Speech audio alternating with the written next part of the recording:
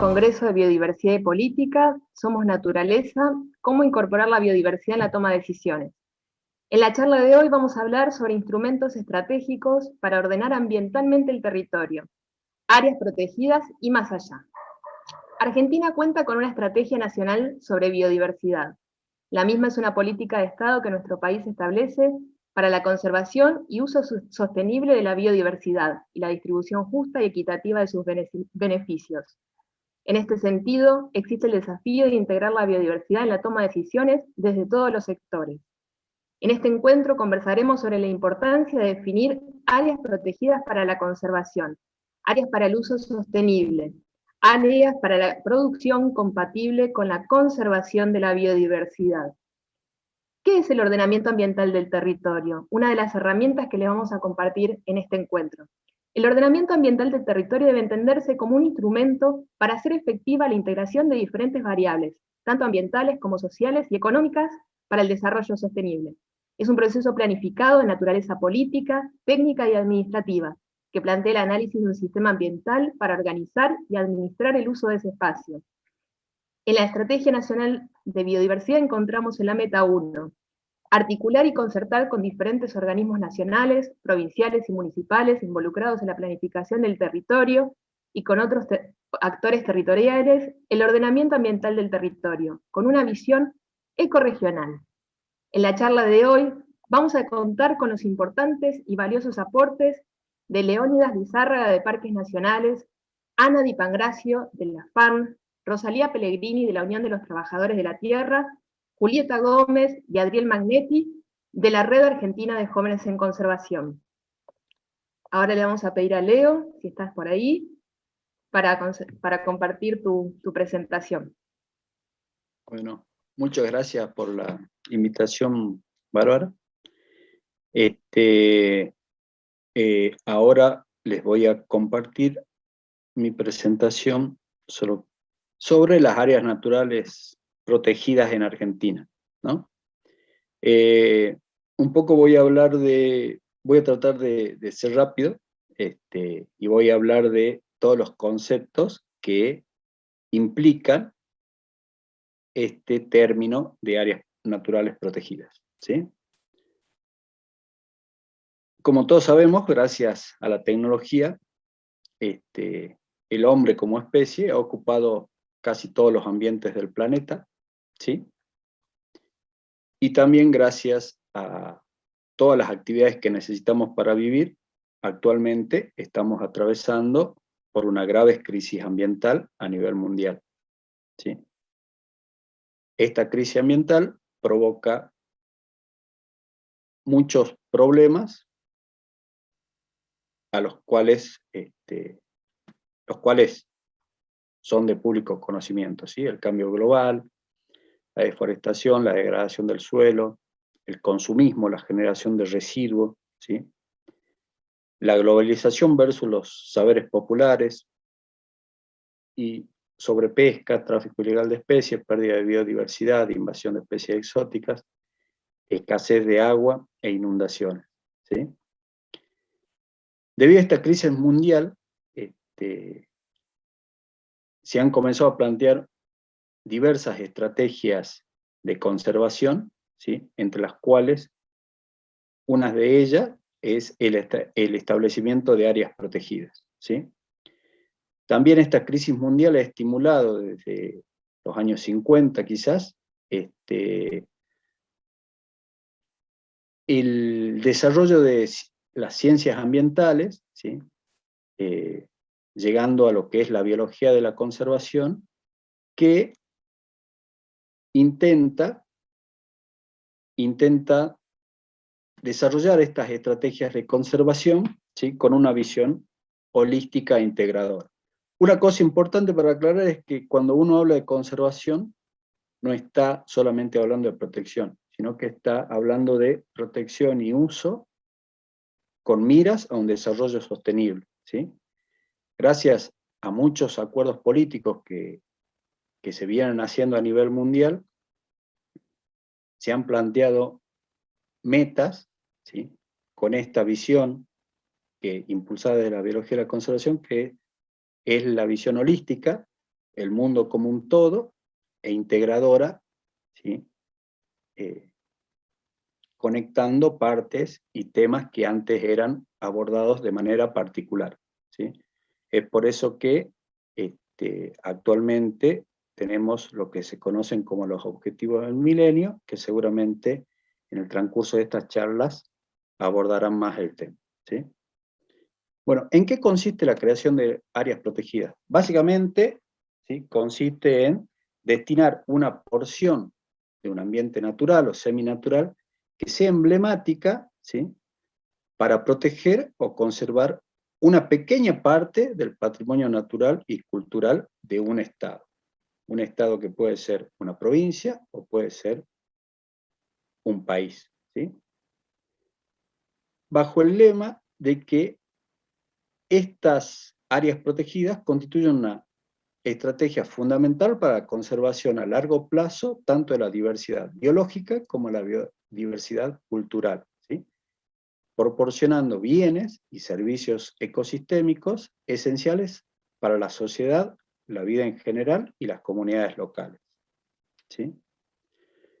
Desde el 1903, que comenzó toda esta historia de la creación de áreas protegidas con la donación de una porción de tierra de Perito Moreno en el sur, ¿sí?, hasta la charla de hoy, en el 2021, hubo una gran evolución de conceptos y los objetivos de creación de las áreas protegidas pasaron de abordar lugares estratégicos para la soberanía nacional a proteger lugares con alta belleza escénica o accidentes o rasgos geográficos particulares, lugares destinados a la educación ambiental, el uso público y la investigación, ¿sí?, o lugares propicios para proteger biodiversidad o ambientes representativos de una ecorregión, especies amenazadas, recursos culturales, costumbres y saberes locales, y también procesos ecológicos, servicios, bienes ambientales, lugares urbanos, entre otros que seguramente ustedes estarán pensando faltan en esta lista, ¿sí?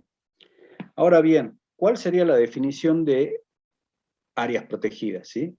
Un área protegida, según el CIFAP, el Sistema Federal de Áreas Protegidas, son zonas de ecosistemas continentales, terrestres o acuáticos, costeros, marinos o marinos, ¿sí?, o una combinación de los mismos, que tienen límites definidos y están bajo un marco normativo acorde a sus objetivos de conservación, ¿sí? En las próximas diapositivas voy a hacer más explícito cada uno de estos temas, ¿sí? Pero ahora bien, creo que se preguntarán, ¿cómo beneficia o qué beneficios genera un área protegida? ¿Sí? Un área protegida es una fuente de biodiversidad y también protege procesos ecológicos, ¿sí?, como el ciclo del agua, el crecimiento de bosques, ¿sí?, etc. También provee bienes y servicios ambientales, protege valores culturales y espirituales, son sitios ideal para la investigación, para saber cómo funciona la naturaleza, porque actúan como sitios de referencia, ¿sí? También son muy importantes para desarrollar educación ambiental a todos los niveles, ¿sí?, abarcando desde los chicos a grandes empresas o grandes sociedades, ¿sí? Son lugares de recreación y también son un gran atractivo turístico para el desarrollo local, ¿sí?, a partir del contacto con la naturaleza.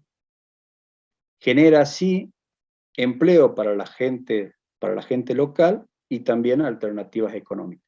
Y también son muy importantes para mitigar el cambio climático y los desastres naturales, ¿sí? Pasando a nivel ecosistema, decíamos que un área protegida son zonas protegidas que protegen un ambiente, ¿sí? En un estudio que realicé respecto a lo que se conoce como representatividad de las áreas protegidas por ecorregiones, la representatividad es el porcentaje que se está protegido dentro de una categoría de área protegida, ¿sí? Por ecorregión.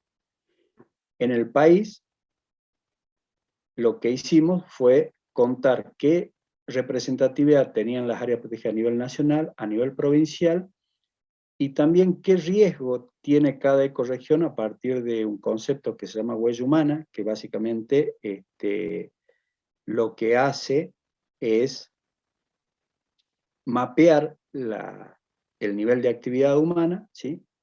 Hicimos este ranking donde vemos que las islas del Atlántico Sur, la ecorregión de Campos y Malezales y La Pampa, son las áreas protegidas menos representadas tanto en los sistemas nacionales como provinciales y las más amenazadas, ¿sí? Seguidas por el mar argentino, el Espinal, el Chaco húmedo y el Chaco seco, ¿sí? Si bien puede existir mucha discusión de qué criterios considerar y cuáles no, considero que esta lista refleja un criterio de dónde crear nuestras nuevas áreas protegidas, ¿sí? Para intentar cumplir lo que postulaban las metas Aichi hasta el 2020, que es la protección del 17% de los ambientes terrestres y el 10% de los ambientes marinos del mundo, ¿sí? También en la definición, ¿sí?, se hablaba de que es un área protegida, tiene límites definidos, ¿sí? Y esto es súper importante porque dentro de un área protegida las reglas que se aplican en el mundo en general suelen ser más rigurosas, ¿sí? Estas van a variar según un concepto que se llama categoría de manejo y la zona en la cual uno esté ubicado, ¿sí? Es súper importante que un área protegida cuente con un título saneado, se le dice, que tenga límites y también que esté totalmente saneado lo que se llama el dominio, porque de esta manera uno puede aplicar tranquilamente los guardaparques, la gente que hace el control de la fiscalización, pueden aplicar todo lo que es el marco normativo, ¿sí? También podemos calcular la extensión para saber con qué recursos necesitamos contar, calcular representatividades ambientales, saber cuánto estamos conservando y cuánto faltan, y conocer qué otras estrategias de conservación debemos implementar, ¿sí? También toda área protegida debe estar dentro de un marco normativo, ¿sí?, que por lo general está incluido dentro de leyes marco que crean los sistemas de áreas protegidas, ¿sí? En el caso de parques nacionales tenemos 2 sistemas de áreas protegidas creados por ley, el establecido por la ley 22.351 de parques nacionales y sancionada en los 80, y desde el 2014 se creó, a partir de la ley 22.037, el Sistema Nacional de Áreas Marinas Protegidas, ¿sí? Estas leyes marcos luego tienen que ser complementadas por una serie de resoluciones y reglamentos más específicos que afectan las diferentes dimensiones de las gestiones de las áreas protegidas, ¿sí? Una cosa importante y un dato a recalcar es que al menos más del 80% de las provincias actualmente cuentan con sistemas de áreas protegidas, con estas leyes que crean sistemas de áreas protegidas, ¿sí? También las áreas protegidas tienen que tener objetivos de conservación, o están en función de objetivos de conservación, los cuales están fijados en documentos clave como la ley de creación, ¿sí? Muchas veces habrán escuchado hablar de reservas de papel, ¿sí? se le dice reserva de papel a las áreas protegidas que han sido creadas por normas, que hay una ley que las crea, una ley, un decreto que las crea, pero nunca han sido implementadas. Eso es algo que pasa mucho acá en el país y en todo el mundo, ¿sí? Cada área protegida también debe contar con diversos planes, los cuales dirigen, ¿sí?, los proyectos y acciones que tiene que implementar su personal para cumplir con ciertos objetivos fijados en cierta cantidad de tiempo, ¿sí? La gestión de áreas protegidas es compleja, ¿sí?, porque tiene muchas dimensiones, ¿sí?, que no solamente tienen que ver con el patrimonio natural y cultural, sino que tienen que ver con la gobernanza, las investigaciones, las planificaciones operativas, ¿sí?, los pobladores, el manejo de especies exóticas, de fuego, etcétera, el control y vigilancia, infraestructura, el uso público, ¿sí?, las relaciones con las comunidades, las evaluaciones de proyectos, el uso sostenible, la restauración, el personal guardaparque, que es el que realiza las tareas más arduas de control y vigilancia, y también el personal técnico, que es un poco el que dirige o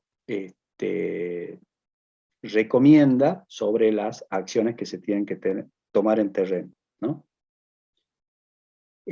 Durante los últimos años está muy de moda medir la efectividad de esa gestión, medir en qué punto estamos de la situación ideal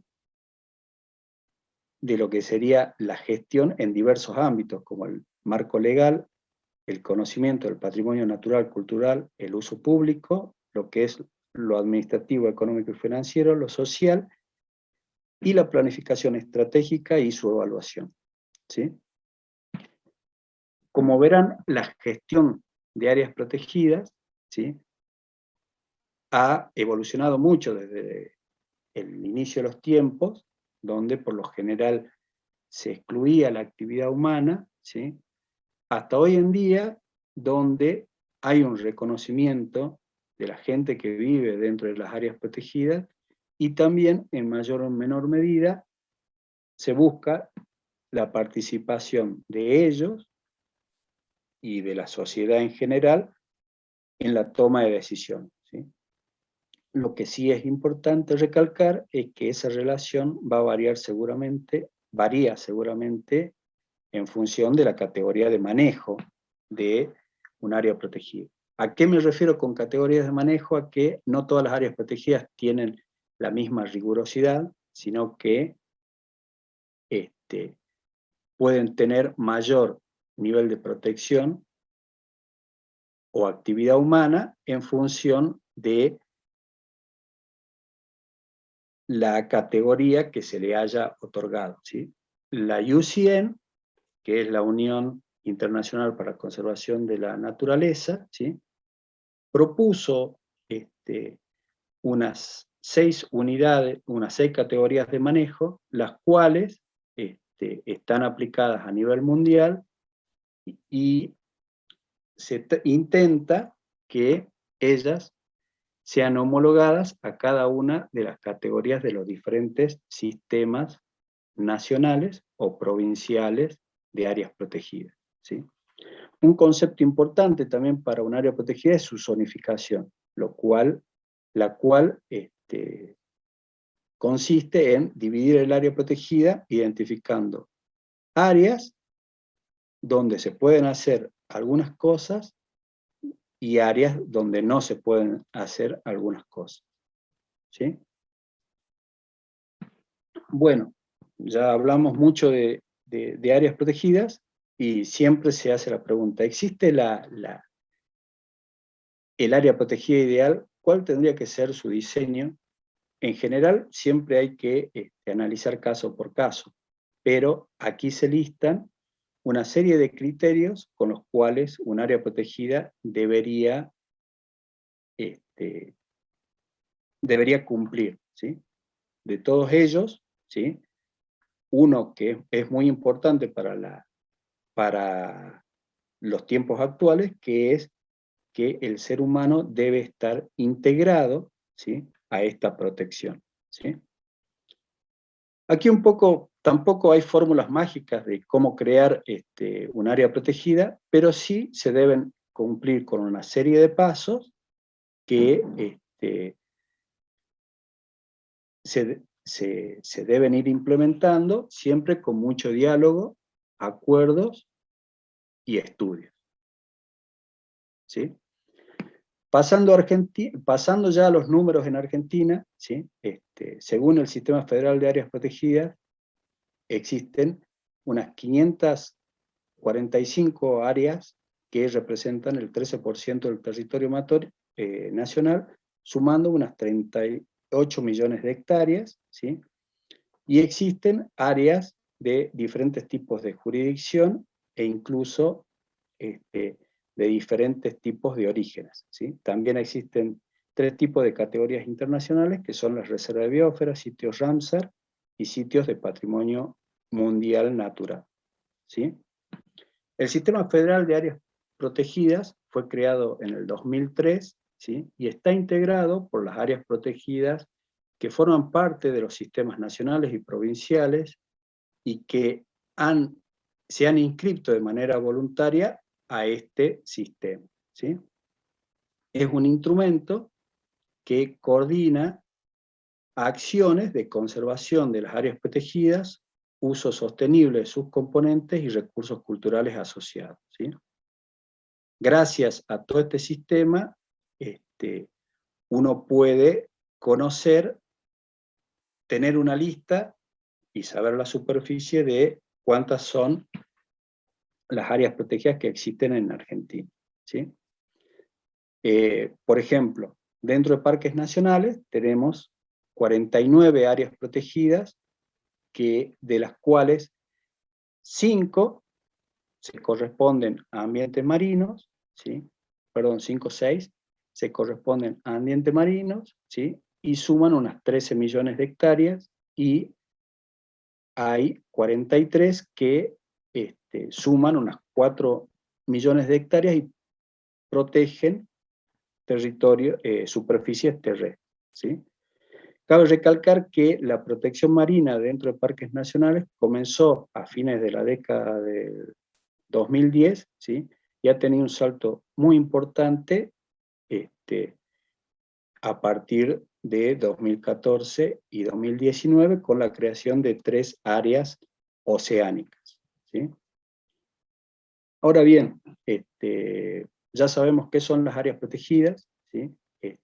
Sabemos que es una más de las estrategias de conservación, y como vimos al principio, protegen solamente una parte de todo lo que sería el territorio nacional, ¿sí? Entonces, nos podríamos preguntar si es suficiente con crear áreas protegidas para proteger toda la diversidad natural y cultural de un país. La respuesta claramente es no, porque necesitamos complementarlas con otras estrategias de conservación, y necesitamos hacerlo rápido porque estamos inmersos dentro de una crisis ambiental mundial que no para, ¿sí? Por ejemplo, si vemos un mapa de huella humana para ecorregiones como el Chaco húmedo y el Chaco seco, ¿sí? Podemos ver en colores verdes los lugares menos antropizados, más naturales, y vemos que queda muy poco, ¿sí?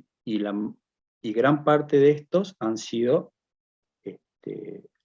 ocupados por el hombre, ¿sí? Este mapa nos puede servir para saber dónde podríamos poner nuevas áreas protegidas, o dónde podríamos tener biodiversidad que sea protegida de otra manera, ¿sí? Estrategias complementarias a lo que es la creación de áreas protegidas son las zonas de amortiguamiento, que son zonas que rodean a las áreas protegidas y tratan de disminuir los impactos de las actividades que se realizan fuera de ellas, ¿sí? O bien los corredores ecológicos, ¿sí? O corredores biológicos, ¿sí? Que tratan de mantener conectado no solamente áreas protegidas, sino grandes parches de bosque que ha sido fragmentado por las actividades humanas que han modificado esos ambientes naturales, ¿sí? Un ejemplo concreto es el trabajo que se viene haciendo desde parques nacionales, ¿sí?, junto a los gobiernos provinciales en el Gran Chaco, a partir de un financiamiento UEF, tratando de implementar experiencia piloto con algunos actores locales y creando nuevas áreas protegidas y fortaleciendo su gestión, ¿sí? De hecho, los corredores ecológicos deben ser pensados, como les dije hace un tiempo, no solamente para conectar áreas protegidas, sino para crear grandes parches de bosque, y son una herramienta importante, por ejemplo, para compatibilizar los ordenamientos territoriales de bosque nativo en lugares de límites interjurisdiccionales donde de un lado de una provincia es totalmente verde y de otro lugar y del otro lado es totalmente amarillo o rojo, ¿sí? Entonces creo que los corredores son una buena herramienta para compatibilizar o para solucionar este problema. Otras estrategias de conservación son los territorios conocidos como TICAS, los territorios y áreas conservadas por pueblos indígenas y comunidades locales, que creo que van a hablar en un momento en estas charlas, ¿sí? Y otro concepto que surgió en el año 2018 son otras medidas eficaces de conservación basadas en áreas que están siendo implementados por la Base Mundial de Áreas Protegidas, publicada en el sitio web Protected Planet, ¿sí? Acá se puede ver un mapa de los, en naranja, ¿sí?, estos OEMs, todavía no se ha implementado acá en el país, pero básicamente son áreas que no están protegidas, pero sí conservan biodiversidad de otra manera, ¿sí? Por ejemplo, dentro de Argentina se podrían considerar OEMs las categorías 1 de ordenamiento territorial de bosques nativos que no coinciden con áreas protegidas, o, por ejemplo, los glaciares, relevados por el inventario de glaciares que están protegidos por ley. Bueno, creo que se hizo larga la charla, pero como decía el título de este seminario, ¿sí?, hacia el más allá. A título personal, creo que tenemos que darnos cuenta como especie que somos un punto diminuto en el espacio-tiempo del universo, ¿sí? Como especie somos una más de la Tierra, y creo que las nuevas estrategias de conservación deben comenzar en el comportamiento de cada uno, ¿sí? Y debemos tomar conciencia que ellas no solamente están hechas o diseñadas para salvar el planeta, ¿sí?, que es nuestra casa, ¿sí?, sino también a nuestras vidas, a las vidas de nuestros hijos y de nuestros nietos, que son el futuro, ¿sí? Por eso creo que es importante este tipo de capacitaciones o charlas, ¿sí? Es importante también que participe gente joven, que trae nuevas ideas, que tiene una visión más holística, ¿sí? Es importante que esas ideas también se plasmen a partir de los saberes populares, los resultados de las investigaciones. Es muy importante también que al implementar una política o una estrategia de conservación, ¿sí?, haya mucho diálogo, ¿sí?, haya recursos para implementarla, y todo esto se base en el respeto y el compromiso de cada uno como institución y sobre todo como persona.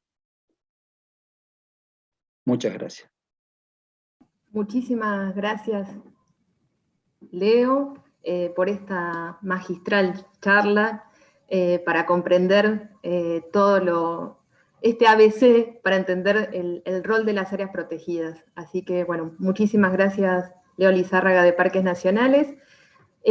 A continuación va a continuar Rosalía Pellegrini de la UTT.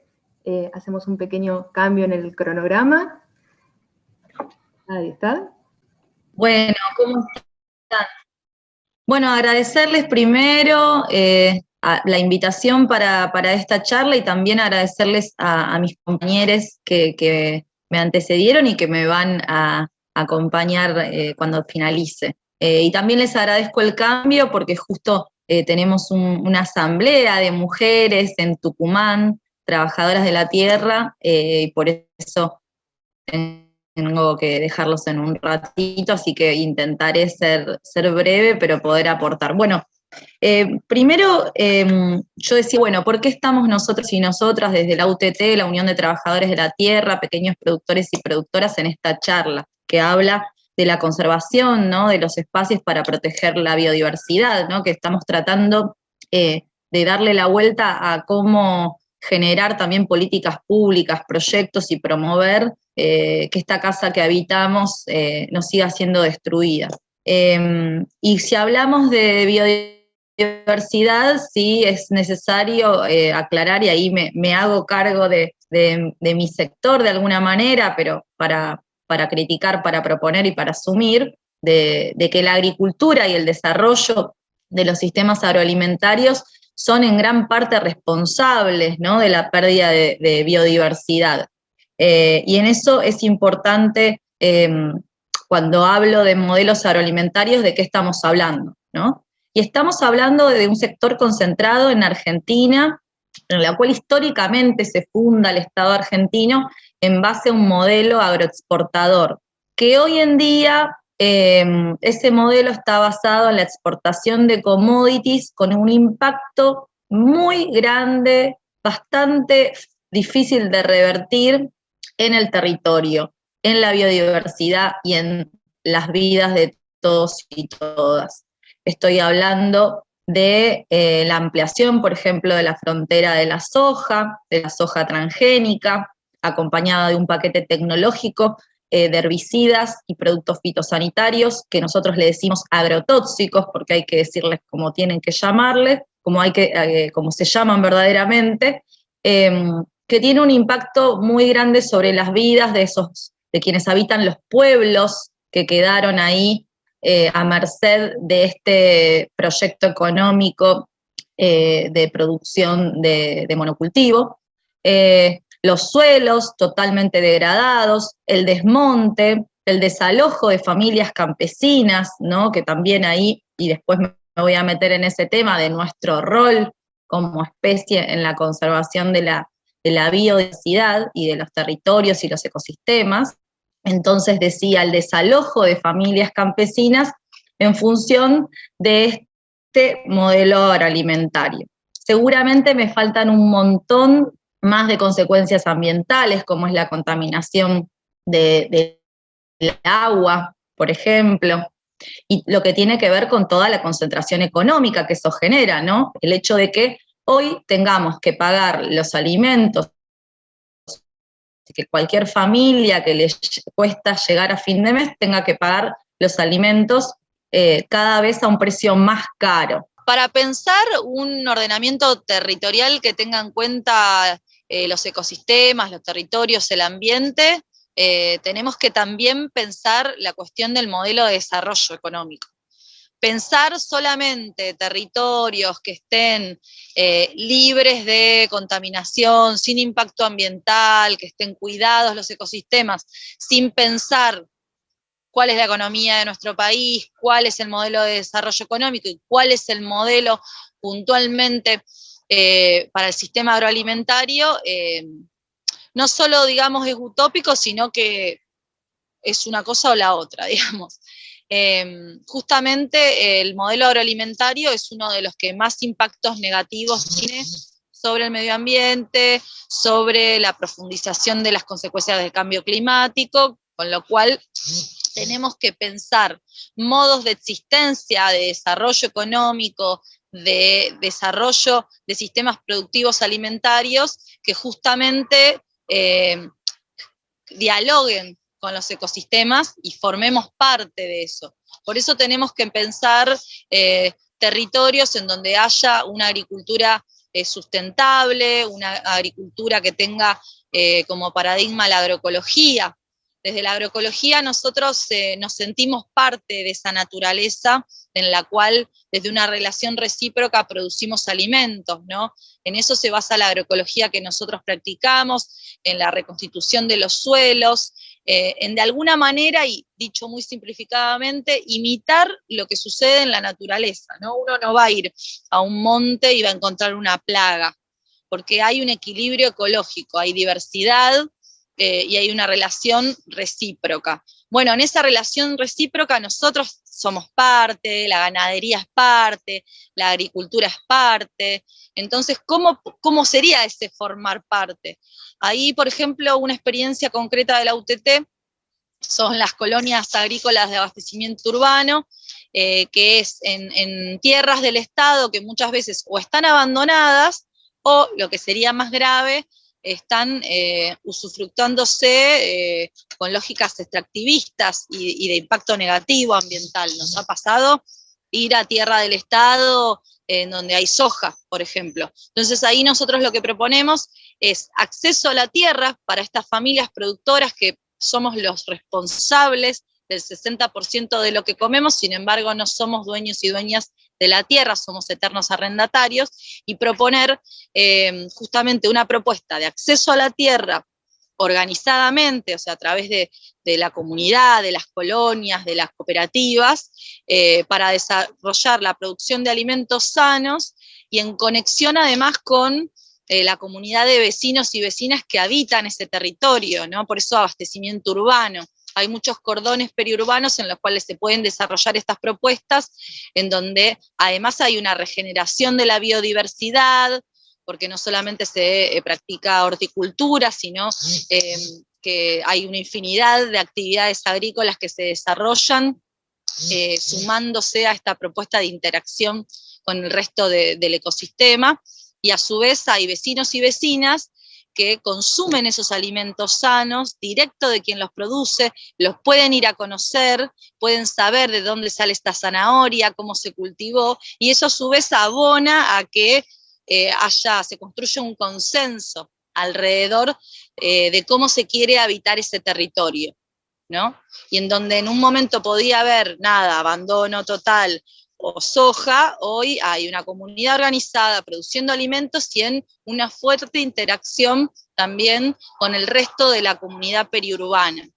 Otra de las experiencias que tenemos es ordenanzas más locales, municipales, ordenanzas que hacen como reservas de la agricultura familiar y campesina frente a otra manera de habitar el territorio, que también para nosotros tiene lógicas extractivistas, como puede ser el impacto de los barrios privados, ¿no? De los countries, que muchas veces avanzan en la construcción sin importar las cuencas presentes, los recursos hídricos, y avanzan aparte con una lógica excluyente, ¿no? De quién puede habitar ese territorio rural, bello, al cual vemos como aspiracionalmente como algo bueno donde vivir, ¿no? Los que tienen más dinero van al campo a desarrollar su vida en el campo bajo determinadas premisas, en desmedro de la agricultura familiar campesina. En San Vicente, por ejemplo, propusimos esa ordenanza de reservas de la agricultura familiar para justamente proteger y promover, porque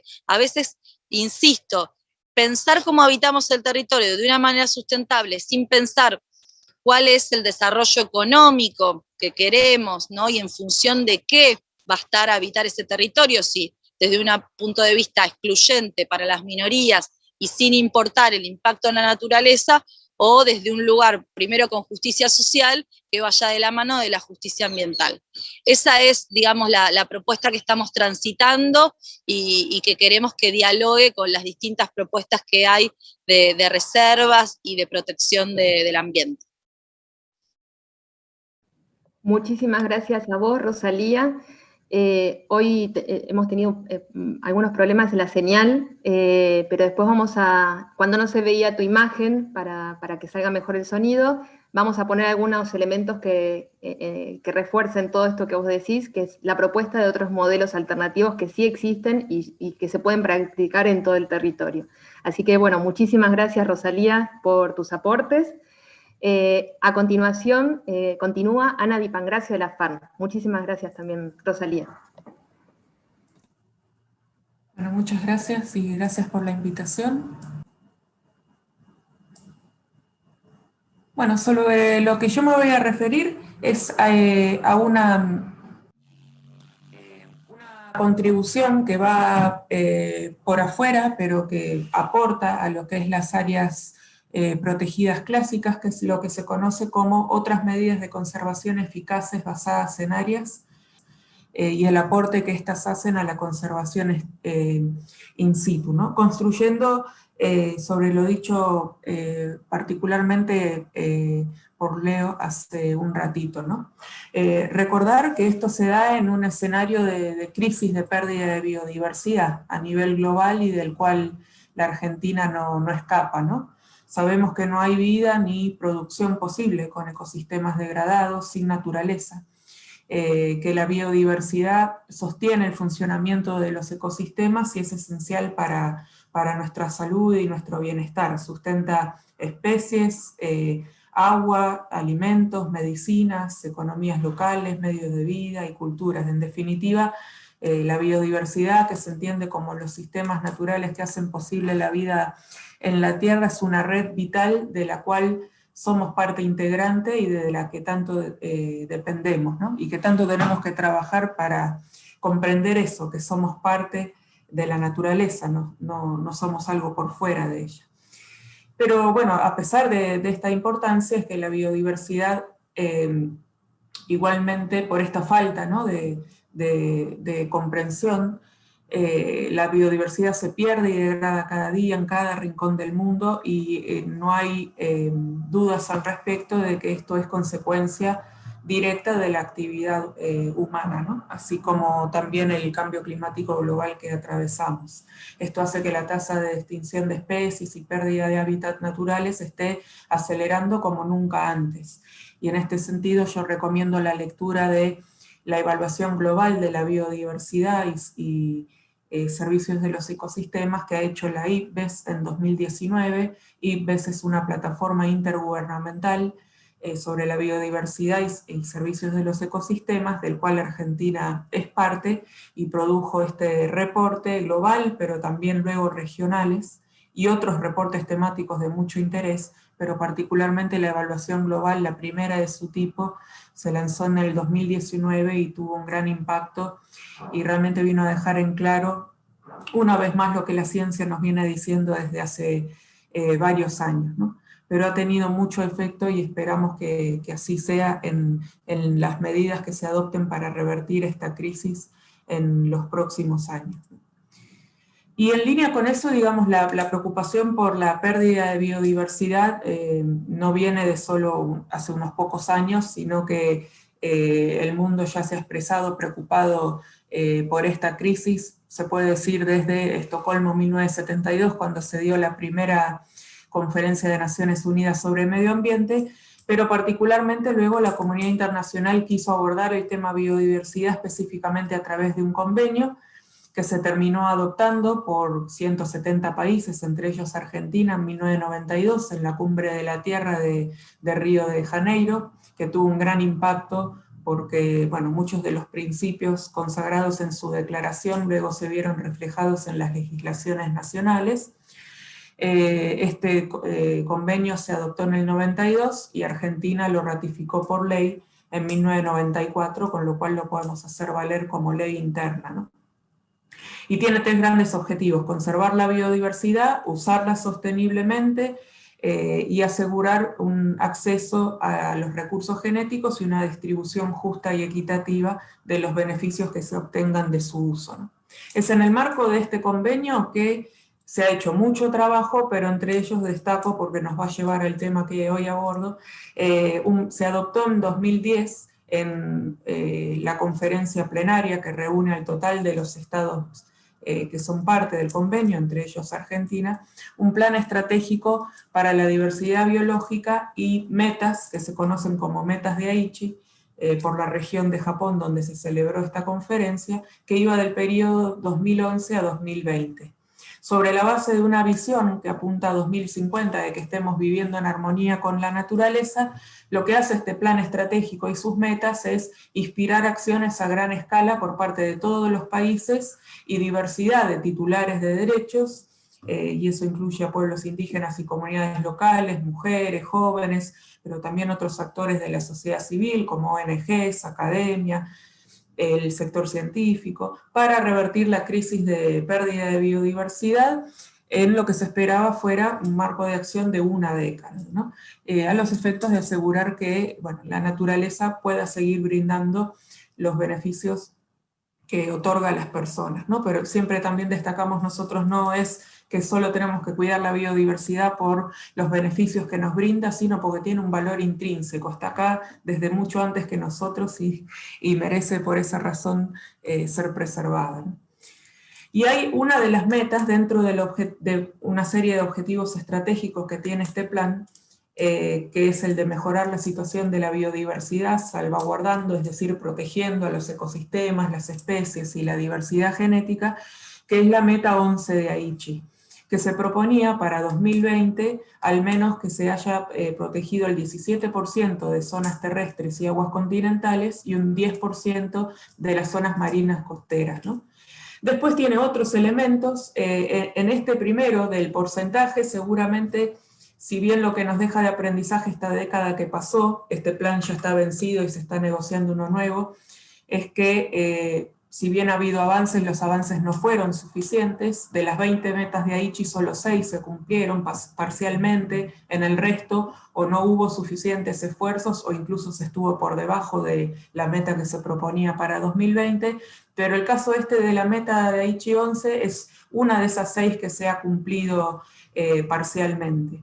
Y lo parcial se debe a que seguramente este porcentaje se haya alcanzado a nivel mundial con la contribución de todos los países, de alcanzar el porcentaje del 17 y 10%. Pero luego en lo que es el elemento de que sean áreas importantes para la biodiversidad, que se conserven mediante sistemas de áreas protegidas administrados de manera eficaz y equitativa, que estas áreas sean ecológicamente representativas y estén bien conectadas, y que además se alienten otras medidas de conservación que son eficaces también y que están basadas en áreas. En esos elementos de esta meta aún no se ha avanzado lo suficiente y hay mucho por hacer, ¿no? Sabemos, y como decía Leo, las áreas protegidas son ciertamente una herramienta esencial, es como medular en las estrategias nacionales e internacionales de conservación, ya sea para atender la situación de especies amenazadas, incluso poniendo el rol que juegan las áreas protegidas en torno al cambio climático, entonces se las incorporan estrategias de adaptación y mitigación a esta crisis. Y también conservación de ciertas comunidades humanas que están amenazadas, como así también la protección de valores culturales y espirituales, no solo estrictamente naturales. No voy a ahondar en la definición porque ya se ha mencionado antes de lo que es un área protegida, pero resalto que, como vengo hablando del Convenio de Diversidad Biológica, en el texto del convenio hay un glosario de términos acordados. Uno de ellos es el de área protegida, que se define como un área definida geográficamente que haya sido designada o regulada y administrada a fin de alcanzar objetivos específicos de conservación. Luego nos vino a traer una más precisa y ampliada, la UICN, la Unión Internacional para la Conservación de la Naturaleza. Y en eso que resaltaba yo de lo que es ese elemento de la meta de Aichi y otras medidas de conservación eficaces basadas en área, que se conocen como OECM por su sigla en inglés, pero aquí voy a usar esta OMEC en español. Si bien las metas de Aichi datan de 2010 y se empezaron a implementar en 2011, no fue sino hasta 2018 que en el marco del Convenio de Diversidad Biológica se acordó una definición, construyendo sobre un trabajo previo que vino haciendo la UICN, pero finalmente, bueno, se dio el consenso entre los países que forman parte del convenio en una de sus reuniones plenarias, que de hecho fue la última antes de la pandemia, en Egipto a fines de 2018, donde a través de una decisión formal define a la SOMEC como una zona delimitada geográficamente que no sea un área protegida y que esté gobernada y gestionada de manera tal de lograr en forma sostenida resultados positivos y duraderos para la conservación de la biodiversidad in situ, con funciones y servicios asociados de los ecosistemas, y donde proceda valores culturales, espirituales, socioeconómicos y otros valores pertinentes a nivel local. En muchos casos donde reside la diferencia entre lo que es un área protegida clásica y una OMEC se refiere estrictamente a lo que son sus objetivos, mientras que para un área protegida debe tener la conservación de la biodiversidad como un objetivo primario, las OMEC deben ejercer la conservación de la biodiversidad independientemente de aquello que sea su objetivo primario, que no es, como sí pasa con las áreas protegidas, la conservación de la biodiversidad. Ahora, si bien esta definición del convenio se adoptó recientemente, no quiere decir que en la práctica no existan ya las OMEC, solo que aún no están identificadas como tal, ¿no? Existen medidas preexistentes que históricamente no han sido reconocidas por su valor de conservación, pero si se pasan por el lente de lo que ahora se considera una OMEC, van a poder ser identificadas como tal, ¿no? Entonces ese es un desafío que se viene para gobiernos y otras partes interesadas en temas de conservación, que es el identificar estas áreas y apoyarlas para que puedan seguir prestando sus beneficios de conservación de largo plazo, ¿no? Entonces estas áreas ofrecen una gran oportunidad para reconocer la contribución que hacen a la conservación de la biodiversidad, que pasa por fuera de los sistemas clásicos de áreas protegidas, contribuir a una gobernanza ambiental diversa y equitativa, el poder sumar a una amplia gama de actores en la conservación. Necesitamos la ayuda de toda la ayuda que pueda alcanzarse, ¿no? Y poder seguir profundizando ese elemento tan flojo en el trabajo relativo a la Meta 11, que ha sido el de lograr una representatividad ecológica y conectividad en el sistema de áreas protegidas y áreas conservadas, que es lo que se conoce como las OMEC que existen, ¿no? Entonces, para precisar un poquito más en torno al criterio de la definición, digamos, de OMEC, los criterios para que se considere un área como OMEC sería que el área no esté actualmente reconocida como área protegida, que esté gobernada y gestionada, que logra una contribución sostenida y eficaz a la conservación in situ de la biodiversidad, y que hay funciones y servicios asociados de los ecosistemas y valores culturales, espirituales, socioeconómicos y otros valores localmente relevantes presentes en ella. Entonces, por ejemplo, un campo que tiene un manejo intensivo con una pequeña proporción de plantas y, por decir, aves, entre muchos otros grupos nativos, seguramente no sea considerado una MEC. Mientras que un área con presencia de pastizales nativos, dominado por plantas nativas, con poblaciones saludables de aves, de mamíferos, entre muchos otros, sí tiene el claro potencial de ser considerada una OMEC, si va además asociada a un existente régimen de gestión y gobernanza que justamente ponga el foco en asegurar resultados de conservación a largo plazo, ¿no?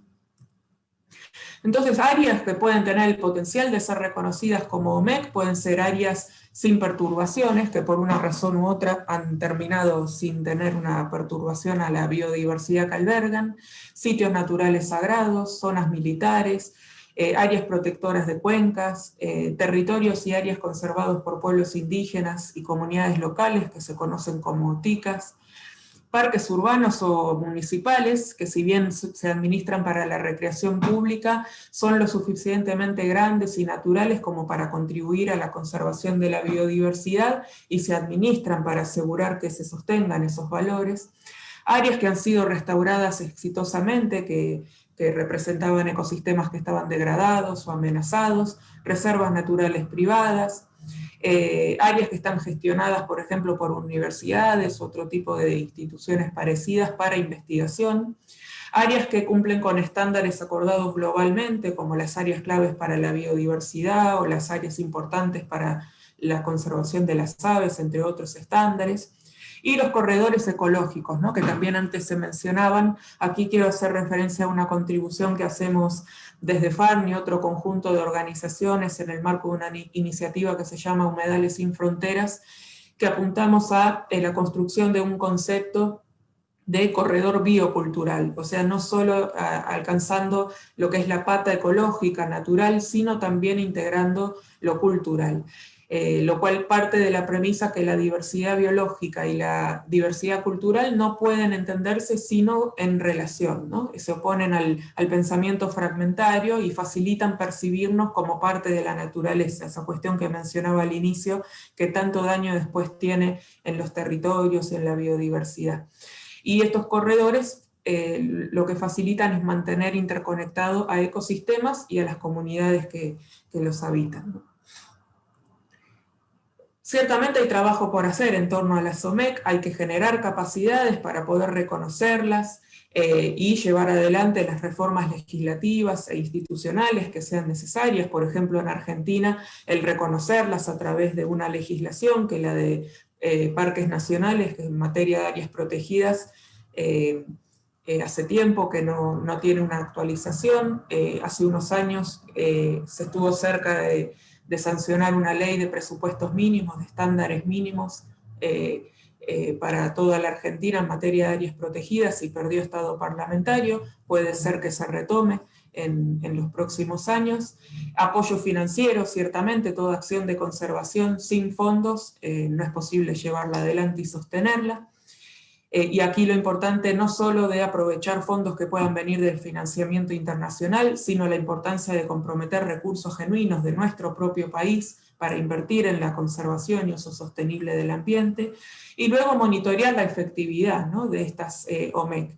En este sentido es llevar adelante documentación de referencia y monitoreo continuo de los valores de biodiversidad que se sostienen en estos espacios, que este monitoreo esté basado en la comunidad, que promueva un mapeo participativo e incorpore no solo el conocimiento, se puede decir, occidental, sino también conocimientos y saberes tradicionales de las comunidades, el monitorear las acciones de conservación, incluso aquellas que están enfocadas en sostener la biodiversidad y mejorar la conservación in situ, y también hacer un monitoreo del sistema de gobernanza que están detrás de estas OMEC, ¿no?, asegurando que se esté dando la participación de todas las partes interesadas y particularmente aquellos que son titulares de derechos y que en definitiva contribuyen a que estas áreas sigan cumpliendo su rol de aportar a la conservación de la biodiversidad in situ.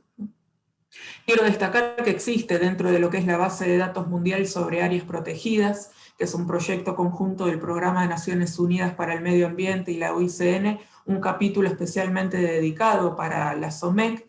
Esto es gestionado por el Centro de Monitoreo de la Conservación Mundial del Programa de Naciones Unidas para el Medio Ambiente y colabora con gobiernos, con ONGs, academia y otros actores. Lo que hace es informar en lo que fue hasta ahora la meta de Aichi 11 y los Objetivos de Desarrollo Sostenible a 2030, 14 y 15, y se espera que una vez que esté adoptado el Marco Mundial para la Biodiversidad post-2020, que vaya hasta el 2030, que está actualmente en negociación, algo retrasado por la pandemia, se tendría que haber adoptado en octubre del año pasado, es probable que esta herramienta, que esperamos que avance fuertemente en materia de OMEC, sirva para reportar al CDB y por lo tanto a los países que son quienes conforman el CDB, el Convenio de Diversidad Biológica, en lo que sea el objetivo y la meta que se proponga este nuevo marco mundial en materia de áreas protegidas y otras áreas conservadas, ¿no? Y para ir cerrando, quiero destacar que una de las vías a través de la cual se podría abordar la cuestión de las OMEC, y particularmente aquellas que están habitadas por pueblos indígenas y comunidades locales, son los protocolos bioculturales, ¿no? Sabemos que las comunidades se están involucrando cada vez más en marcos jurídicos a nivel global y luego cómo redundan en el plano nacional en materia de biodiversidad, cambio climático, suelos, ¿no?, desertificación y degradación de suelos. Lo vemos en el caso de biodiversidad, ¿no? Se involucran tanto comunidades locales y pueblos indígenas en las reuniones y los procesos del Convenio de Diversidad Biológica, y también en cómo ello redunda, por ejemplo, a nivel nacional en la Estrategia Nacional de Biodiversidad, ¿no? Todo ello tiene, claro, sus desafíos, pero vemos que las comunidades los emplean a estos espacios de manera eficaz, como otra vía más para garantizar que se respeten sus derechos y responsabilidades elementales. Y justamente estos protocolos comunitarios bioculturales son un reflejo de lo que es lo que se llama el enfoque basado en derechos, que permite no solo luchar contra la naturaleza fragmentaria del derecho escrito, el positivo, sino también garantizar que sean un soporte para las formas de vida de las comunidades y una vía más para ratificar su derecho a la libre autodeterminación, ¿no? Entonces estos protocolos proporcionan una plataforma para una participación constructiva de lo que sería un plan de vida, ¿no? De las comunidades, que se plantean quiénes son, qué quieren, con quiénes quieren avanzar, en qué tema. En ese sentido, los protocolos pueden abordar una diversidad de temas. En definitiva, lo que facilitan es que las comunidades empiecen a tomar el control de los procesos que afectan sus vidas y que demanden efectivamente a quienes tienen que cumplir sus deberes que así lo hagan, para que haya un respeto efectivo de sus derechos. Y como decía, puede ser por una variedad de razones que se lleven adelante estos protocolos, que pueden ser por una motivación proactiva o aspiracional, o bien por una motivación defensiva ante la diversidad de amenazas o ya directamente impactos efectivos que se ven en sus territorios, ¿no? En el caso de una OMEC podría ir por el lado de un protocolo biocultural que se desarrolle en razón de una motivación proactiva o aspiracional, ¿no? El deseo de que se reconozca a sus territorios como una OMEC en razón de la contribución que hacen a la conservación in situ de la biodiversidad. Y en este sentido quiero destacar que hasta ahora en Argentina se ha desarrollado un solo protocolo, reconocido incluso por Defensoría del Pueblo de la Nación, que es Cachiyupi, Huellas de la Sal, de comunidades indígenas de la cuenca de Salinas Grandes y Laguna de Guayatayoc, que FARN estuvo acompañando a las comunidades en este proceso, pero es un proceso desarrollado por las propias comunidades, que enfocan el caso del procedimiento de consulta y consentimiento libre previo e informado, ¿no? En razón de las pretensiones de exploración y extracción de litio en sus territorios, pero que aplica a cualquier otro tipo de actividad que se pretenda llevar adelante en su territorio, a los efectos de que el Estado cumpla con su deber de hacer la consulta y el proceso de consentimiento previo, libre e informado, que es totalmente distinto de una simple audiencia pública, ¿no? Es un proceso mucho más extenso y con otras implicancias. Pero hay muchos materiales desarrollados sobre cómo llevar adelante estos proyectos, estos protocolos, tanto para las propias comunidades como para las personas, instituciones que les acompañan en ese emprendimiento, y aquí destaco uno de ellos, que es un kit de herramientas sobre cómo facilitar estos espacios. Pero ciertamente es una interesante vía, herramienta, y con enfoque biocultural, que permitiría avanzar en el reconocimiento, en este caso en Argentina, de las OMEC que existen y hacen una contribución efectiva a la conservación de la biodiversidad. Muchas gracias. Muchísimas gracias a vos, Ana, por esta síntesis generosa que nos estás haciendo, que nos estás ofreciendo para todas las personas que queremos aprender más sobre cómo adoptar la biodiversidad, cómo incorporar la biodiversidad en la toma de decisiones, una síntesis sobre temas internacionales, nacionales y también inclusive reflejados en prácticas locales. Así que muchísimas gracias, Ana, por esta síntesis. Y a continuación siguen Adriel Magnetti y Julieta Gómez, de la Red Argentina de Jóvenes en Conservación. Bueno, buen día para todas y todos. Es un placer estar acá con mi compañera Juli en representación de la Red de Jóvenes, y en particular nos es muy grato, ¿no?, que la CONADIBio abra este espacio participativo para construir colectivamente el conocimiento en torno a una temática tan fundamental como es en este caso la biodiversidad y allegados. En este caso nos toca hablar sobre lo que se podría enmarcar dentro de la meta 1 de la estrategia y plan de acción de diversidad biológica a nivel nacional, que pone foco en el ordenamiento ambiental del territorio y cómo desde la mirada de las áreas protegidas, pero también con instrumentos conexos, podemos profundizar un poquito cuáles son las necesidades que nuestro pueblo tiene y cómo satisfacerlas desde estas herramientas. En particular, nos gustaría destacar que el ordenamiento ambiental del territorio consta en una serie de normativas, como ya fue explicado en la introducción por Bárbara y también recolectado por las y los expositores anteriores. Es mucho más que solamente un concepto reflejado en una norma, sino que además estamos hablando de un sur, ¿no es cierto? De algo que podría interpretarse como un medio, pero que también de alguna manera puede interpretarse como un fin. Y en ese sentido, dentro de los debates conceptuales que existen al respecto, en algunos momentos en el siglo pasado se hablaba sobre planificación ecológica, con una mirada quizás centrada en los ecosistemas y en la biodiversidad, pero que a medida que fue pasando el tiempo tuvimos que encontrar enfoques superadores y abordajes también un poco más complejos, un poco más diversos, que pudiesen incorporar a la dimensión social, a la dimensión humana, a la dimensión cultural, que muy bien recién la compañera de FAR nos explicaba con ejemplos muy concretos. Nosotros pensamos que el ordenamiento ambiental del territorio es integrar, en definitiva, todas las miradas que estuvimos escuchando recién y más. Todas aquellas que en general no están presentes, las que emergen desde las luchas territoriales y desde las conflictividades socioambientales que parten, lógicamente, desde un anclaje territorial y desde una puja, desde una disputa por el modelo de desarrollo, por la forma, los tiempos, las modalidades y los actores que participan, que toman lugar en esa construcción de matriz productiva, de matriz socioeconómica, en cada uno de los lugares de nuestro país, ampliando, ¿no es cierto? Ampliando los efectos, los impactos, las consecuencias de que las actividades humanas, no solo entendiéndolas como actividades sectoriales, productivas, económicas, sino actividades humanas en general, tienen positivos y negativos sobre la vida de las personas, y sobre el habitar.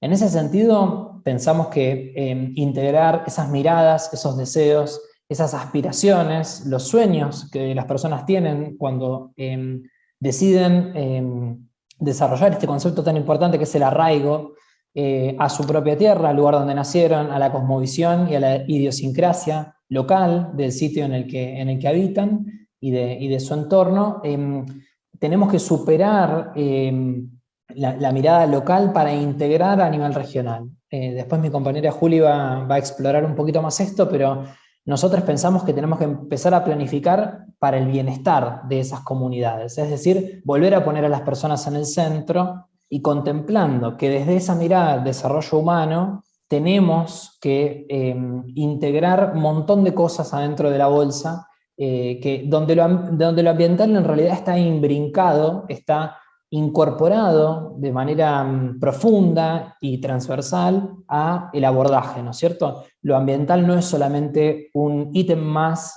que tenemos que completar a la hora de analizar un proyecto, por ejemplo, sino que en realidad desde todas las miradas sectoriales tenemos que converger hacia una mirada global, donde todas y todos los actores podamos superar la mirada sectorial e integrar una mirada más amplia e incluso hasta más completa, más diversa y más heterogénea, porque bien sabemos que nuestro país es muy diverso, es muy heterogéneo, no solo en lo que a ecosistemas, biomas, ecorregiones se refiere, sino también a la sociobiodiversidad asociada a esos territorios. La historia de nuestro territorio, de nuestro país, está surcada por diferencias muy profundas de abordaje, de concepción y de historia, sin ni más ni menos con todo el peso que la palabra requiere.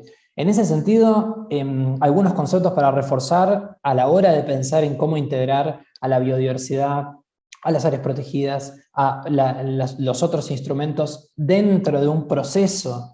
Y en este sentido, en este punto hay que ser muy claro, el ordenamiento ambiental del territorio es un proceso continuo y que se podría incluso interpretar desde algunos abordajes conceptuales, teóricos, que es un proceso que no termina.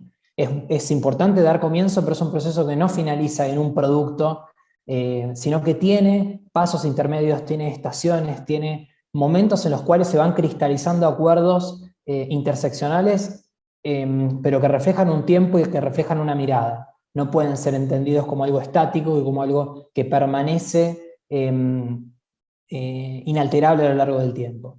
Por esa razón, superando las medidas sectoriales, es decir, la mirada de la infraestructura, de la energía, de la economía, de la biodiversidad, del turismo, integrando todo eso en una multiescalaridad, es decir, desde lo local, no solo entendiendo a los municipios, sino también a los pueblos, a los parajes, a las regiones, a las microrregiones, a una mirada más regional, más amplia, que luego sí pasa por una mirada jurisdiccional, tomando, por ejemplo, el caso de la escala provincial, y que necesariamente, tal como lo indica la Ley General del Ambiente, los acuerdos del COFEMA, el artículo 41 de la Constitución, tiene que integrarse en un proceso de concertación y de coordinación que articule las voluntades de todos los territorios de nuestra patria, ¿no?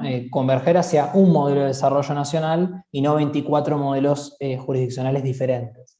Por esa razón, tal como lo comentaron quienes tomaron la palabra antes, la multiescalabilidad es importante, la multitemporalidad también, la continuidad a lo largo del tiempo, y es fundamental la intersectorialidad, la interseccionalidad y la pluriculturalidad. No podemos seguir avasallando con la cultura centralista desde las ciudades y desde particularmente Buenos Aires, solamente por una noción de concentración de valores y de población en un lugar del país, ¿no? Tenemos que interpretar y hacer el reconocimiento histórico, como lo dice la Constitución, de los pueblos precedentes y de sus culturas asociadas. No simplemente saber cómo se llaman y más o menos dónde se ubican, sino entender y respetar esas vocaciones y esas voluntades. Realizar en ese sentido un proceso de escucha activa, no simplemente asumir que existen. Por el contrario, bajar al territorio e incorporar a la discusión a todas y todos los actores que son importantes en ese sentido. Como bien lo señalaron ya las y los otros colegas, conceptos como la sociobiodiversidad, como la agroecología, como la bioculturalidad, como el concepto de los territorios de vida, que es la nueva denominación para los territorios conservados por pueblos indígenas y por comunidades locales, los TICAS.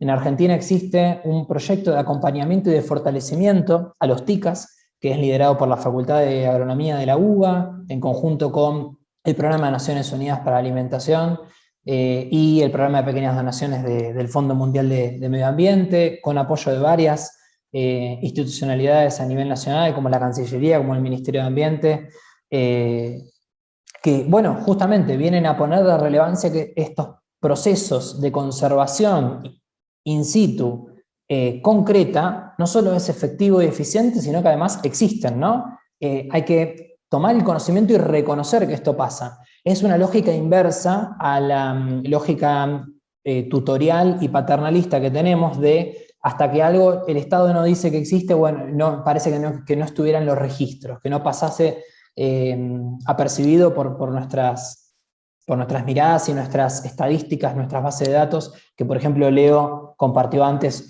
un análisis muy pormenorizado del registro oficial que lleva el Sistema Federal de Áreas Protegidas. Bueno, con los territorios conservados por comunidades pasa lo contrario, hay que generar los procesos institucionales para poder reconocer que estas iniciativas de conservación están en marcha, respetando el principio de autodeterminación, es decir, si estos pueblos y estas comunidades quieren formar parte de esas bases de datos, si tienen la vocación de reconocerse como un territorio de conservación.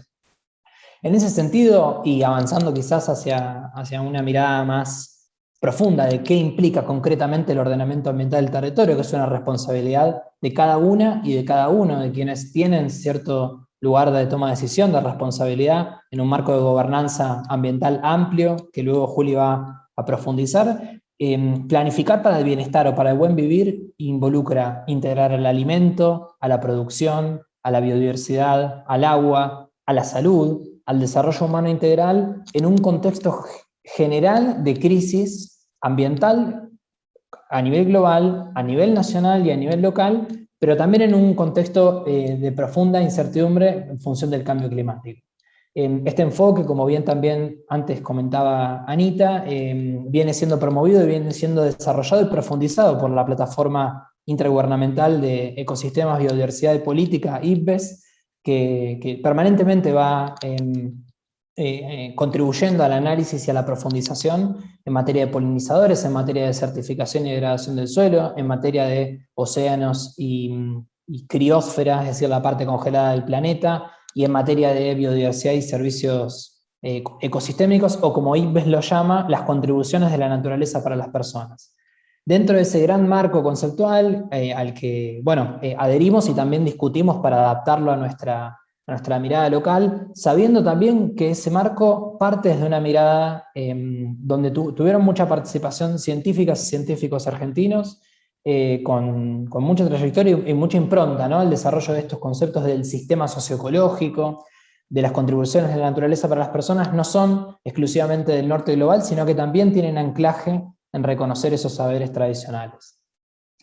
La crisis ambiental pone en cuestión la sostenibilidad del modelo de desarrollo, y para encontrar salidas a este laberinto por arriba, es momento de integrar, es momento de interrelacionar y poner en evidencia estos nexos. La pandemia es el mejor ejemplo, digamos. La conexión entre la salud de las personas y la salud del ambiente, junto con la salud de animales domésticos, de compañía, los animales de cría, es fundacional, digamos. No podemos ignorar que todo está conectado. La pandemia es una evidencia de ello. En ese sentido, un concepto fundamental para cerrar nuestra mirada respecto al ordenamiento ambiental del territorio es que no se trata de una suma sectorial de capas de información, por ejemplo, de inventarios de ecosistemas que se han construido o que faltan construirse. El ordenamiento ambiental del territorio no es incorporar en un mismo sistema de análisis a los bosques, los glaciares, los humedales, los pastizales, las costas, sumarle las áreas protegidas, sumarles las otras medidas eficaces de conservación, sumarle los territorios periurbanos productivos, sumarle la infraestructura humana, y de eso sacar un mapa de colores que diga dónde se puede hacer qué uso o cuál no de la tierra. Nosotros pensamos que el ordenamiento es mucho más que eso. El proceso de generar un mapa no es ordenar el territorio. El proceso de generar un mapa es un insumo fundamental para luego tomar decisiones en una interfase política y técnica como lo establece la legislación, pero que necesariamente tiene que emerger de un proceso participativo. El ordenamiento no puede ser un proceso tecnocrático. Con esta última noción quiero darle el lugar a mi compañera Juli, pero dejando muy de manifiesto que el ordenamiento necesita ser un proceso y no ser concebido como un documento que se produce y finaliza, sino que tiene que incorporar muchas dimensiones, sobre todo tiene que entenderse como una construcción colectiva de los deseos y de las aspiraciones de nuestro pueblo hacia un equilibrio con el entorno. Hasta aquí dejo yo. Juli. Bueno, gracias, Adri. Bueno, como vino diciendo Adri, con respecto a lo último, consideramos que es importante tener en cuenta la participación ciudadana, pero ¿de qué tipo? La participación ciudadana activa, que permita relacionar qué pasa con cada persona y cada pueblo, ya sea urbano o también las comunidades y pueblos indígenas, escuchar esas voces y a partir de eso establecer una gobernanza ambiental que permita gestionar el territorio tomando medidas de abajo hacia arriba, es decir, que se vea cuáles son las necesidades reales y cómo está vinculándose la gente en el territorio en ese momento para poder tomar medidas más acordes a lo que se necesita. Y como vienen diciendo también las y los compañeros anteriormente, se necesita una mirada socioecológica del paisaje y como dijo Adri también, que sean multifuncionales, es decir, un manejo integral y holístico del territorio que tenga en cuenta, por ejemplo, el régimen de perturbaciones, es decir, actualmente estamos en una crisis que se vio por un manejo poco integrado del paisaje a distintas escalas. Entonces, a partir de eso y teniendo en cuenta cuáles fueron los errores cometidos y viendo escenarios futuros, se puede establecer una mirada proactiva que permita tener en cuenta lo que se dice ahora, los paisajes resilientes, es decir, paisajes robustos que permitan observar el territorio teniendo en cuenta todos los aspectos y en base a eso poder realizar como una síntesis, pero más que nada es un análisis que luego permite tomar medidas más eficaces y eficientes en ese sentido.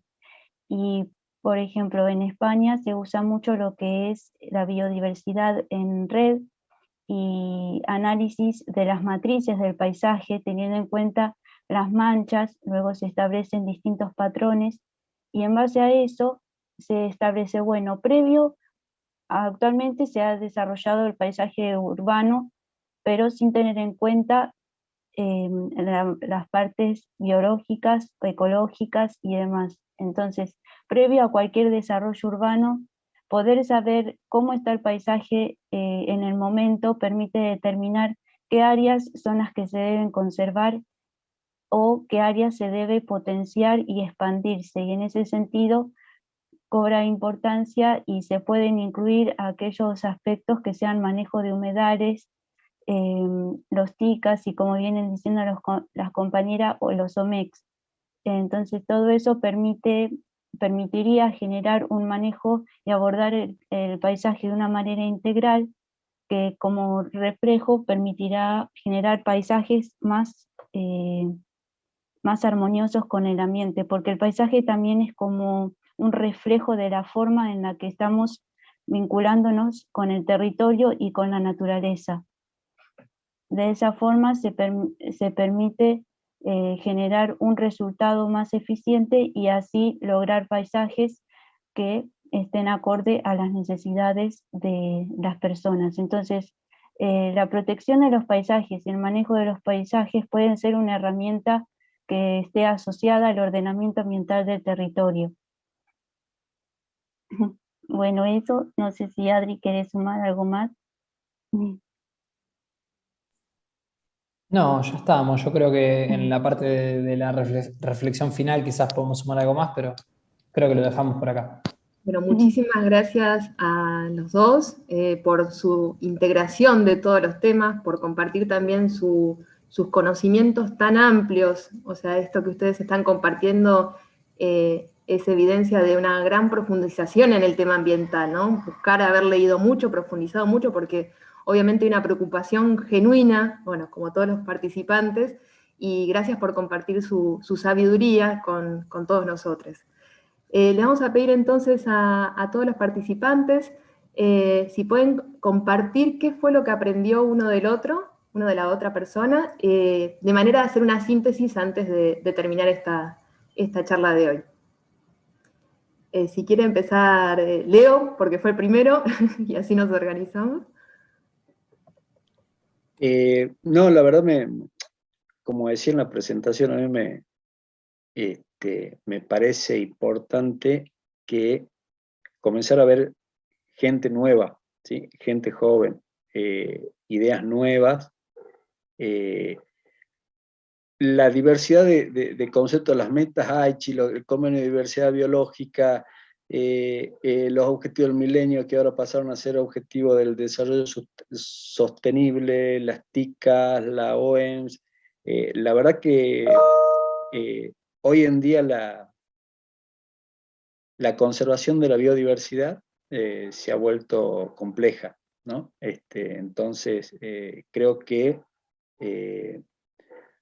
hay que comenzar a darle otra mirada, hay que comenzar a hacer este tipo de eventos para que los tomadores de decisiones, sobre todo, puedan informarse de esto, puedan tenerlo en cuenta, ¿sí?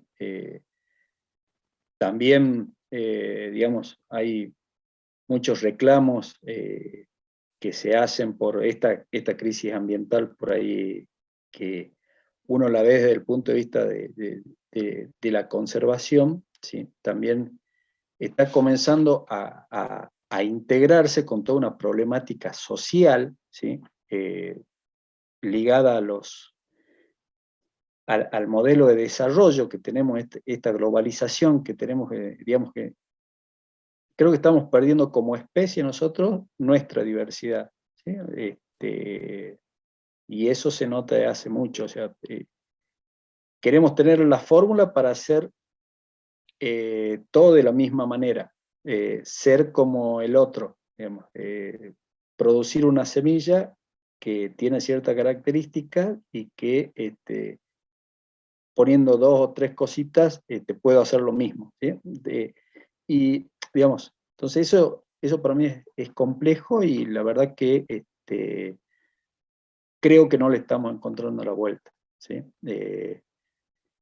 Tanto Julieta como Ariel y como Ana planteaban esta cuestión de integrar, de procesos, de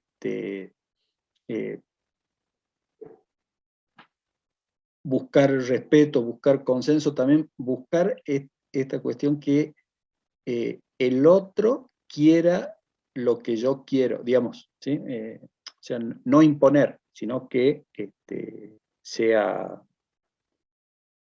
acordada la cosa, ¿sí? Entonces yo creo que, digamos, aprendí mucho eso, me gustaron mucho las charlas, y me quedo con la palabra esta, con lo que decía Ariel, digamos que el ordenamiento territorial no es sumar capas, es un proceso, es algo que tenemos que ir construyendo, súper complejo, y bueno, lo bueno es saber que esta pandemia nos hizo reflexionar, creo, y que podemos avanzar, pero de nuevo, siempre con compromiso, con recursos y con respeto, ¿sí? Si faltan esas 3 cosas, creo que no vamos a ir mucho y el mundo va a seguir, digamos, con nosotros y nosotros como especie, pero el mundo sigue, digamos, ¿sí? Lo que vamos a sufrir somos nosotros, eso.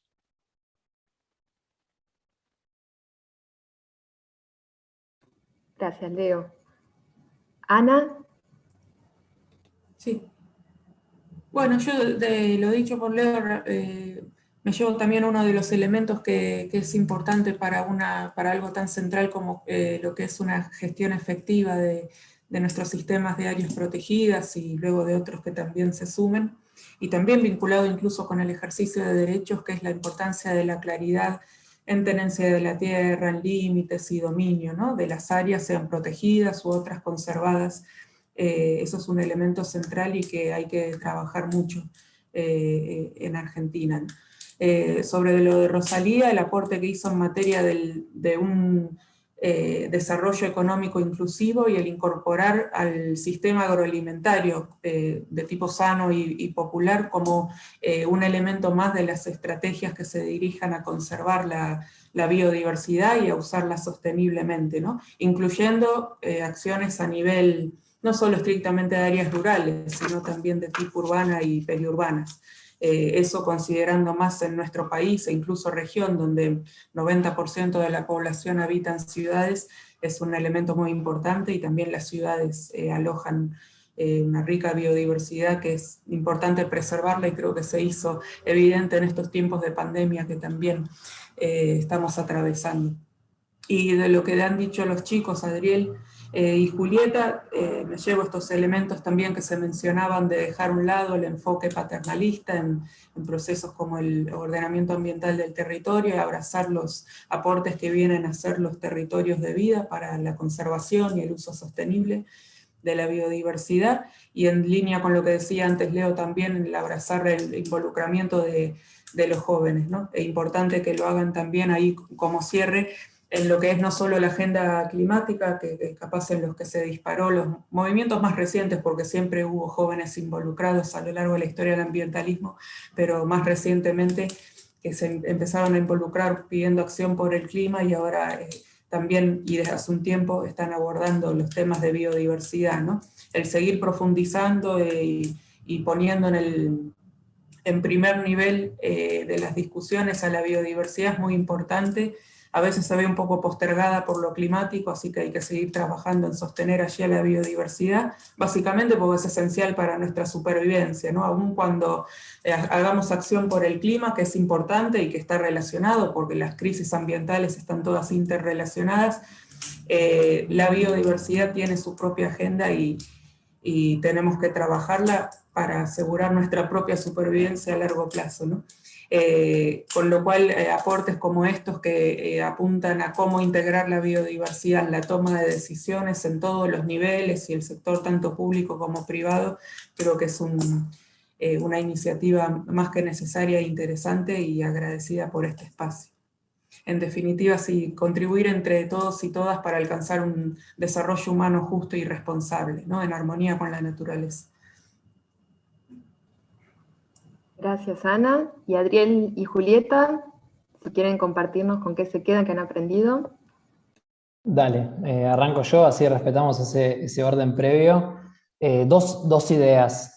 La primera, de la compañera Rosalía, a mí me parece que la disputa por el modelo de producción, por la manera de la cual nos relacionamos con el entorno y que producimos nuestro alimento, está invisibilizada, está completamente oculta, porque justamente ese tipo de voces no participan de procesos más globales de planificación y ordenamiento ambiental y territorial, que podrían ser algo un poco distinto, pero la idea es integrar justamente y no pensarlo como cosas separadas, incorporar la dimensión ambiental al ordenamiento y generar así un proceso más amplio, pero tampoco podemos pensar que el ordenamiento es la solución a todo, no es una solución mágica. De hecho, si hay algo que tenemos en claro luego de tanto probar, como Leo dijo recién en su reflexión, no hay recetas mágicas, no es que solamente las áreas protegidas o solamente las OMEX o solamente tal cosa o tal otra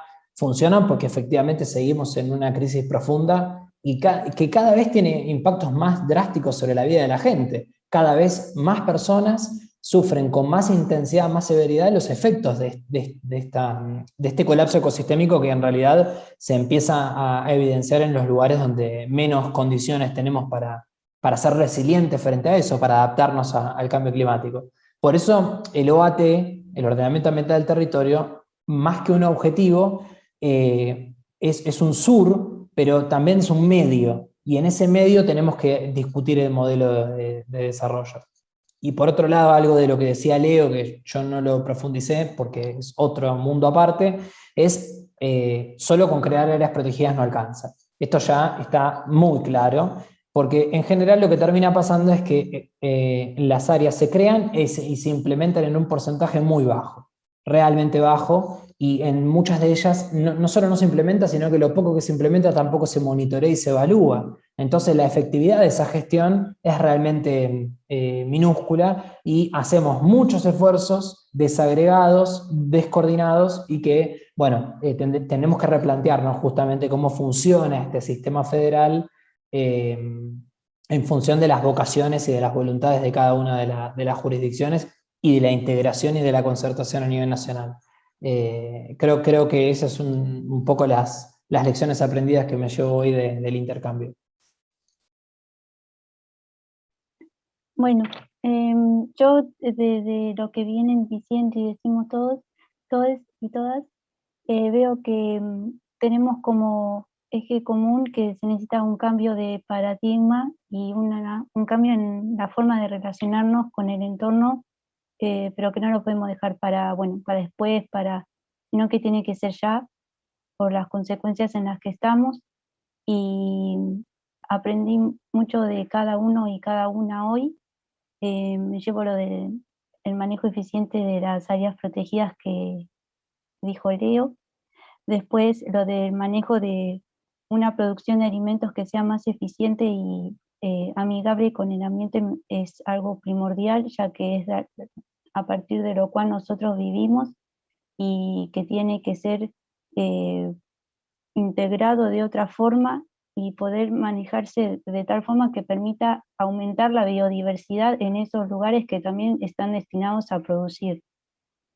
Y después de lo que compartió Ana, que me sorprendió mucho, son lo de los protocolos comunitarios, que me parece como una herramienta importante, y también dentro de lo que es la participación activa, mencionar también lo que viene siendo lo del Acuerdo de Escazú, que veo que cada vez se está pudiendo implementar más a través de distintas prácticas, como hoy estuvimos nombrando.